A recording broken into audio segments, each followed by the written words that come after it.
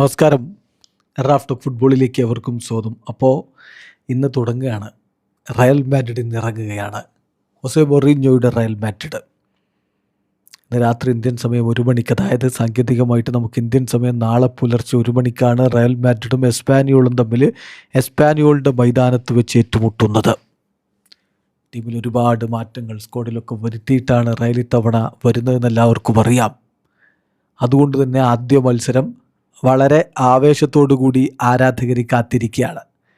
ഏത് തരത്തിലുള്ള പെർഫോമൻസ് തങ്ങളുടെ ടീം നടത്തും എന്നുള്ളതാണ് അവർ ഉറ്റുനോക്കുന്നത്. ഇന്നലെ ടീമിൻ്റെ പ്ലേയിങ് 11 എങ്ങനെയായിരിക്കും എന്നുള്ള ചോദ്യത്തിന് ഹോസെ മൊറീഞ്ഞോ തമാശ പറയുകയാണ് ചെയ്തത്. അദ്ദേഹം കൃത്യമായിട്ട് മറുപടി പറഞ്ഞില്ല. അദ്ദേഹം പറഞ്ഞത്, ഞാൻ താരങ്ങളോട് പറഞ്ഞിട്ടുണ്ട് ആരൊക്കെയാണ് കളിക്കുക എന്നുള്ളത്, നിങ്ങൾ ആർക്കാണ് നല്ല കോൺടാക്ട്സ് ഉള്ളത് നോക്കട്ടെ, നമുക്ക് കാണാലോ എന്നാണ് മാധ്യമപ്രവർത്തകരോട് പറഞ്ഞത്. അതായത് താരങ്ങളിൽ നിന്ന് പറ്റുമെങ്കിൽ നിങ്ങളൊന്ന് ചോർത്തി കാണിക്ക് എന്ന് തമാശ രൂപേണ പറഞ്ഞാണ്.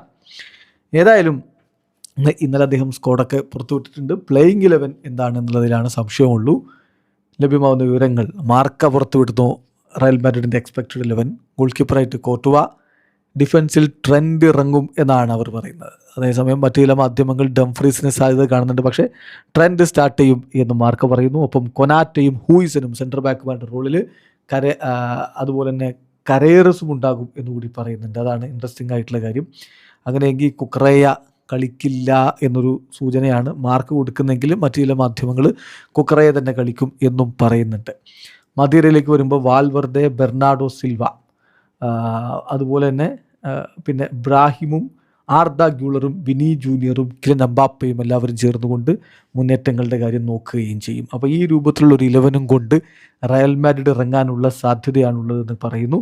ചുരുക്കത്തിൽ ബെർണാഡോ സിൽവ കുറച്ചുകൂടി പുറകോട്ട് വലിഞ്ഞ്, കോച്ചതാ പറഞ്ഞിരുന്ന ഡീപ്പായിട്ട് ഇറങ്ങി നിന്ന് കാര്യങ്ങൾ ചെയ്യാനും ബെർണാഡോയെ കൊണ്ട് കഴിയും, ഞാനത് ഉപയോഗപ്പെടുത്തുമെന്ന് പറഞ്ഞിരുന്നതാണ്. അപ്പോൾ ആ രൂപത്തിലുള്ള ഒരു 11ലേക്ക് റയൽ മാഡ്രിഡ് മാറും എന്ന് വേണം വിചാരിക്കാൻ.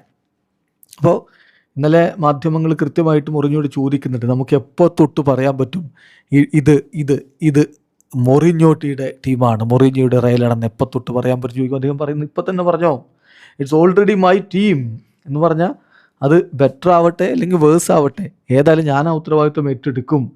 നമ്മൾ ഇപ്പം ഒരു പെർഫെക്റ്റ് ടീം എന്നുള്ളൊരു കൺസെപ്റ്റിനെ കുറിച്ചാണ് സംസാരിക്കുന്നതെങ്കിൽ നെവർ, അതൊരിക്കലും സംഭവിക്കാൻ പോകുന്നില്ല. എല്ലാ ദിവസവും ഇമ്പ്രൂവ് ആവുക എന്നുള്ളതാണ് ഞാൻ ഉദ്ദേശിക്കുന്നത്. സോ ഒരു ടീം എന്ന് പറഞ്ഞാൽ സെയിം കോച്ച് 2-3 വർഷത്തേക്ക് ഉണ്ടാവുകയാണെന്ന് പറഞ്ഞാൽ അതിനർത്ഥം നമ്മൾ ഗ്രോ ചെയ്യുന്നു എന്നുള്ളതാണ് അതിൽ നിന്ന് മനസ്സിലാക്കേണ്ടത്. A team always has room to improve, we have a long way to go എന്നാണ് കോച്ച് പറയുന്നത്. ഏതായാലും ആ ലോങ് വേയുടെ ആദ്യ സ്റ്റെപ്പ് ഇന്ന് വളരെ മികച്ച രൂപത്തിൽ അവർ വെക്കുമെന്ന പ്രതീക്ഷ തന്നെയാണ് എല്ലാവരും ഉള്ളത്. കാരണം ഇന്നത്തെ കളി എന്ന് പറഞ്ഞാൽ റയലിന് തന്നെയാണ് ആധിപത്യമുള്ളത് എന്നുള്ളത് മനസ്സിലാക്കണം. അപ്പോൾ ലഭ്യമാകുന്ന വിവരങ്ങൾ വെച്ച് ഇപ്പോൾ മാർക്ക നൽകുന്നൊരു 11 വളരെ ഇൻട്രസ്റ്റിംഗ് ആണ്.